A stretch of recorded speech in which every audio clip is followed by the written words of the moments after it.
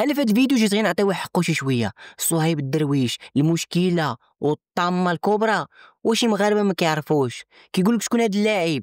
هاد اللاعب اللي دا رجل المباراه ودخل ليه 20 دقيقه.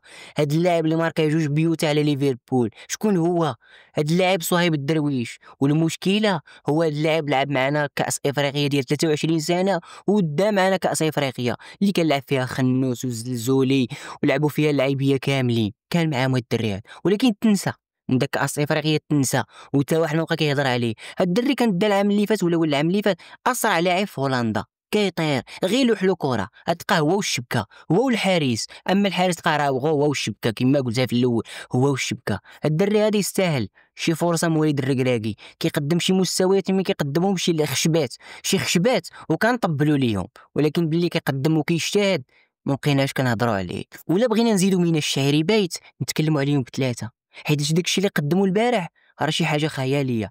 صلاح الدين خصو يطلق. صلاح د مصر هادي شدو داروا في جيبو. عائلته راه كتقلب عليه دابا. طلق الدري بركه تا لمصر. شوف تلعبوا مع مصر في كاس افريقيا حيت انت ضروري خصك تكون كاس افريقيا. الرسميه عندك هذا عنده الرسميه. ما حد مزراوي غادي يلعب دو.